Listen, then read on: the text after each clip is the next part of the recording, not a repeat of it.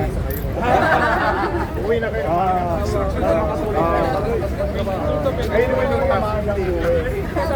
Wala pa meron dito. Exit dito. Bali, sasaya naman kayo sa lunis sa akin. Yan ang sinasama sa lunis. Pwede mo yan. Madalang, ano yun? Ito, triplet. Tingnan nyo, tingnan nyo. Para makita nyo.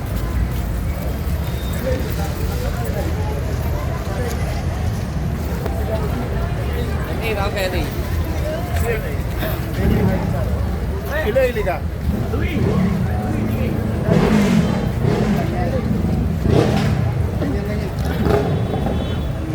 May nakita mo tubo. Ito. 007. Dati, kaya lang, dati ganyan lang. Ngayon, tingnan mo, tatayuan natin kung paano ka.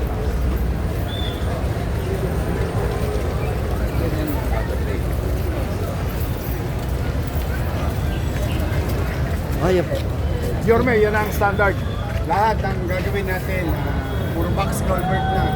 Tapos, meron tayong tinatawag na double barrel, triple barrel. Ibig sabihin, ito single barrel. Meron tayo doon, double barrel.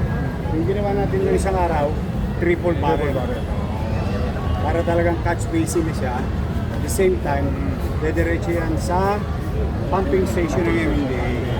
Dati, gaganito lang yung tubo niya. Ayan, ito na. Dati, gano'n? Yung tubo. 24, 26 inches. So imagine mo yun. Ayan. Ito lang, ganito lang kalalim yung balat ko. Ito na. Ito na lagi. Safe Mas na safe madaling, ang sinyo, mas citizen madaling yan. linisin.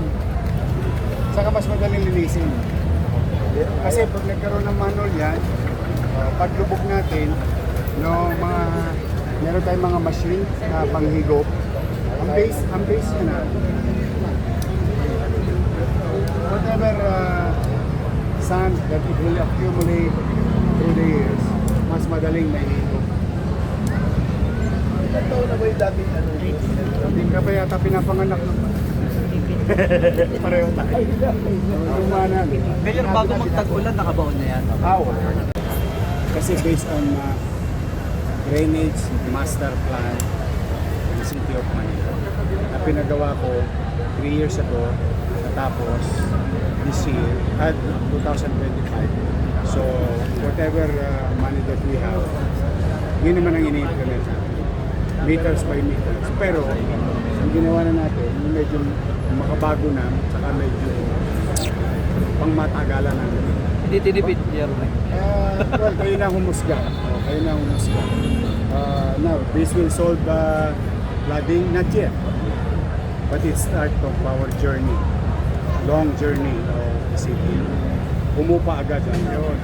Lumulubog po ba dito? Lubog. Nagulat nga ako dati, hanggang bukong-bukong lang ang baha dito, hanggang dito lang eh. Pumapasok Nung sa City nakaraan, Hall? Umabot ng halos dito eh. Kaya kawawa yan yung mga tao. Yung puno yan. Kaya, I mean, we started from there. Yung building na yan. Tapos, lumiko rito, dito, diretso pa doon. Sa pumping station ng MMDA. I think you were there the other day. I don't know. With the Chairman Artes. So lahat yan, higo papunta sa ilog. Nagko-connect siya. Hopefully. Tapos yan, kahapon lang hinukay yan. Kahapon lang to in-start. Tapos yan, inulog na. Hopefully. Mas maganda ron, triple barrel. Ibig sabihin nun, tatlong ganyan. Doon sa... Dapat tubig dito sa Papaso. We are hoping that we can accommodate. But depende sa volume ng, di ba, may water volume. But the question is, will it help? Yes, it will. It will resolve? No. Not yet. We're still far away from that. But it will help? Yes. Eh kung marami kami pera,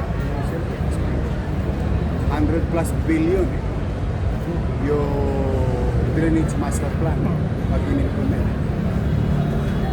Yeah, but you know, we don't have that kind of money. Ito po, mga Ito part magkano na. few millions lang to. Paligid mo na ng Manila City Hall. Hindi. Tapos wala nang balikan. Ibig sabihin, talaga may tutunguhan. Whether it is 10 years, whether it is 5 years. Basta tuloy-tuloy lang lang. Ayan, no? At least hindi kawayan, ha?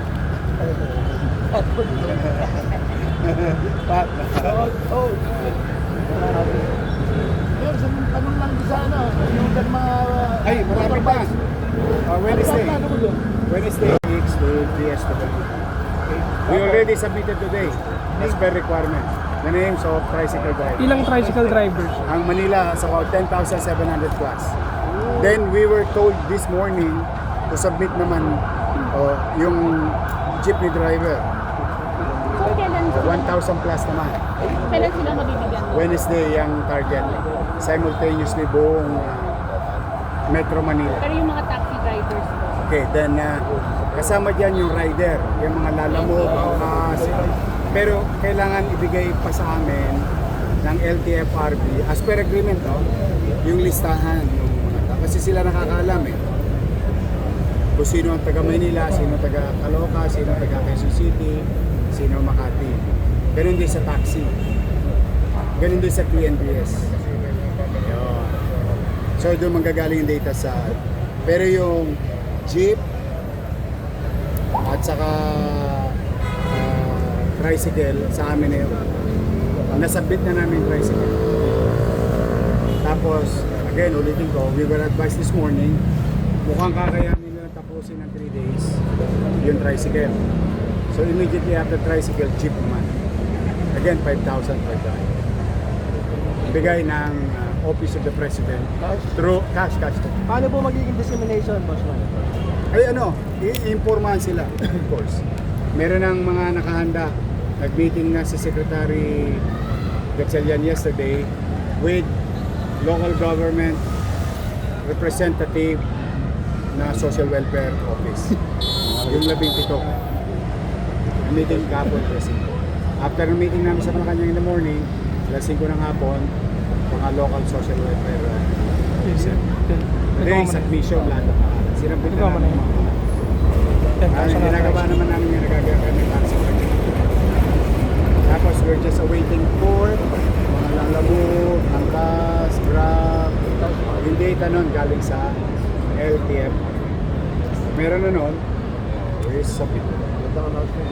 Yeah. Awa ng Diyos. Thanks to the President. Thanks to them. Sige.